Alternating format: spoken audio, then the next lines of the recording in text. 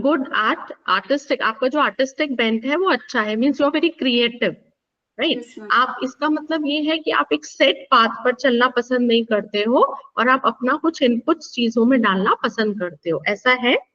Yes, ma'am.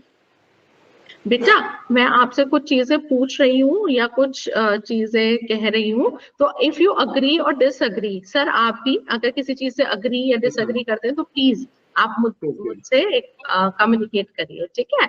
Yes, ma'am. ठीक है, okay. And the other factor is social.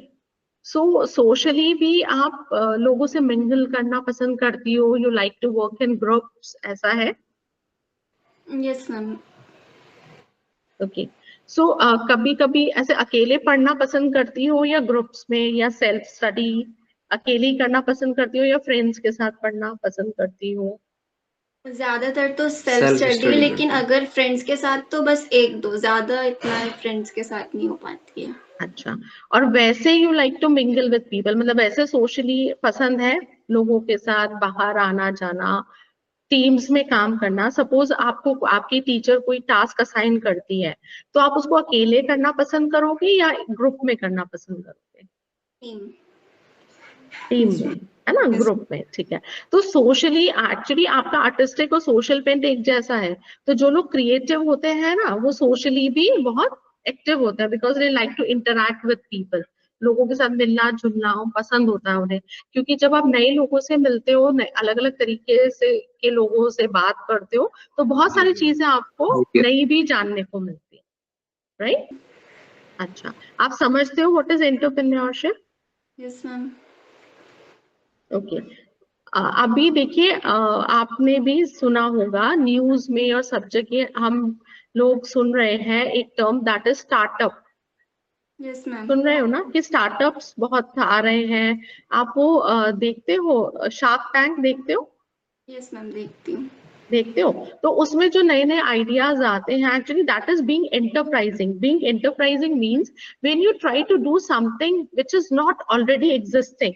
आप कुछ नया एक्सप्लोर कर रहे हो, नया करना चाहते हो। जैसे शार्क टैंक में लोग नए नए आइडियाज लेकर आते हैं, वो एंटरप्रेन्योर बनना चाहते हैं या ऑलरेडी अपना कुछ काम कर रहे हैं तो वो उसको पब्लिसाइज करते हैं, तो दैट इज बीइंग एंटरप्राइजिंग। यहाँ पर ये चीज हम इसलिए डिस्कस कर रहे हैं क्योंकि जब हम जॉब में होते हैं तो जॉब में हम रूटीन टास्क, रूटीन चीजें करते हैं, लेकिन जब हम अपना कुछ बिजनेस करते हैं या कुछ अपना काम करते हैं तो उसमें हमें अपना एंटरप्राइजिंग एस्पेक्ट दिखाने को मिलता है। जी मैम, नोटिंग एक्चुअली किया? इसका ये था कि मैं कॉमर्स करके, मतलब ये कॉमर्स से रिलेटेड, जैसे फाइनेंस हो गया, जी बिजनेस में एमबीए, मतलब मेन प्लान तो इसका एमबीए का है। जी तो जी जी जी उसके लिए इसने सोचा कि मैं उस फील्ड में जाना चाहती हूँ, कॉमर्स लेना चाहती हूँ, जी तो जी इसलिए जी, जो बच्चे की बिल्कुल विश। बिल्कुल। Yes ma'am. हाँ, नहीं नहीं, बिल्कुल। ये एक्चुअली देखिए क्या है, मैनेजमेंट एक ऐसा डिसिप्लिन है जो कि बहुत एंटरप्राइजिंग भी रहता है। जरूरी जी नहीं जी है कि आप जो जॉब कर रहे हैं वो एक रूटीन जॉब हो। मैनेजमेंट में आपको अपनी भी कुछ टैलेंट और स्किल्स को शो करने का मौका मिलता है। आपका ये जो EQ स्कोर है ये 109 है, विच इज क्वाइट गुड। मैं आपको बताऊं, नॉर्मली EQ जो है वो 100 एंड 100 से अबव बहुत अच्छा माना जाता है।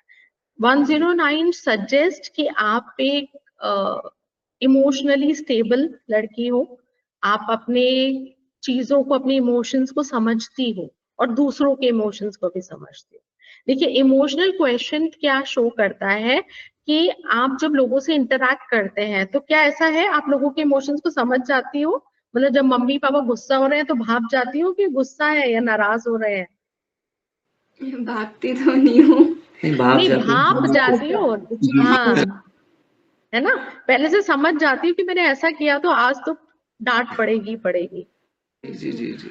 तो इस तरह के जो लोग होते हैं ना बेटा, आपको पता है दे, ये जो पर्सनालिटी टाइप है, अगर ये आपका ट्रू पर्सनालिटी टाइप है, अभी वो मैं आपसे कुछ चीजें पूछूंगी उससे मुझे कंफर्म हो जाएगा। इस तरह के लोग आपको पता है बहुत रेयर होते हैं इस पर्सनालिटी के। There are only 1% of the people in entire population with this type of personality. तो आप क्या कॉम्पिटेटिव एग्जाम्स की तैयारी कर रही हो? Yes ma'am. जी मैम। आपको पता है एक नारसी मोंजी इंस्टीट्यूट है which is also one of the top institute. Yes, now it is also in my list. हाँ, वो उसका भी एक इंटीग्रेटेड प्रोग्राम चलता है जो कि बहुत अच्छा है। ठीक है, इसके अलावा बेटा आपके जो कैरेक्टरिस्टिक्स हैं उनसे जो मैच करते हुए करियर ऑप्शंस हैं, आप वैसे मैनेजमेंट कह रही हो, वो बहुत अच्छी बात है, वो आपके उस प्रोफाइल से मैच करता है। किसी तरह के क्रिएटिव साइड में भी जाना चाहती हो, जैसे कि क्या मीडिया में जाने का या जर्नलिज्म में जाने का, ऐसा कुछ मास कम्युनिकेशन में, इस तरह का कुछ मूड है? Not in communication, but something like interior designing or fashion designing.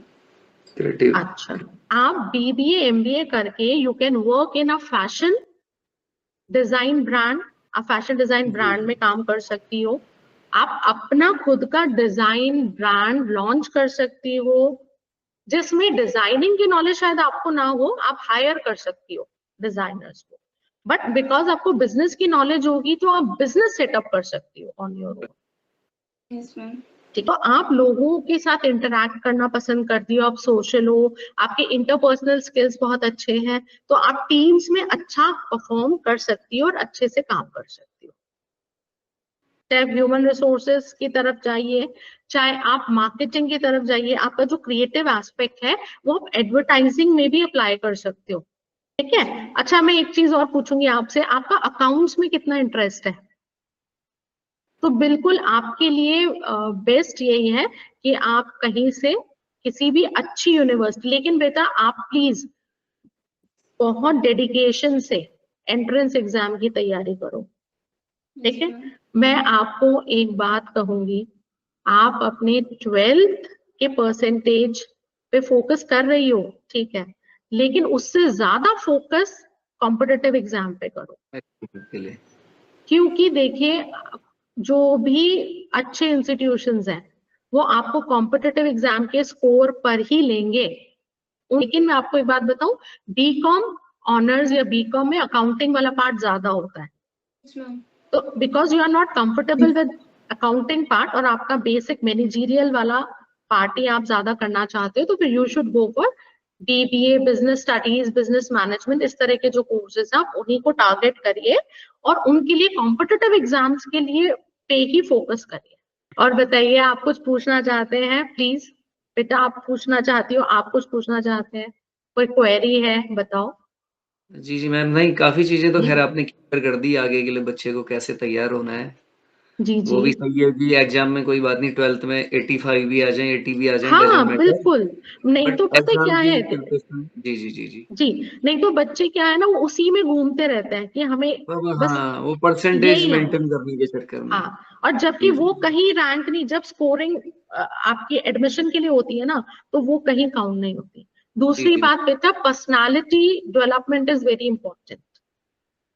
Colleges हैं उनमें एक तो ग्रुप डिस्कशन होता है और पर्सनल इंटरव्यू होता है ना, तो जो जी, जी, पर्सनल जी। इंटरव्यू होते हैं उसमें सबसे पहले ये चीज देखी जाती है कि बच्चा कितना कॉन्फिडेंट है, उसके कम्युनिकेशन स्किल्स कैसे हैं और अपने बारे में कितनी क्लैरिटी है Yes, ma'am. ना।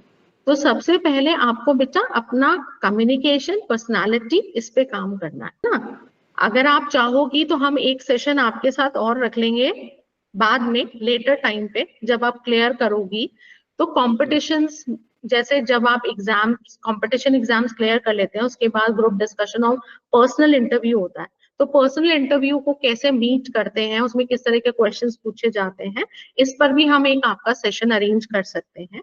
मैम जैसे सेशन जी मतलब हो सकता है बीच-बीच में 1 महीने बाद दूसरा सेशन मिल जाए हमें काउंसलिंग वाला, हाँ थोड़ा-सा जी ये। बिल्कुल, इनके, हाँ बिल्कुल, और आपकी जो भी क्वेरीज हैं वो आप हमें मेल कर सकते हैं और फिर उन क्वेरीज को लेकर फिर हम दोबारा से सेशन कर सकते हैं, उसमें कोई इशू नहीं है।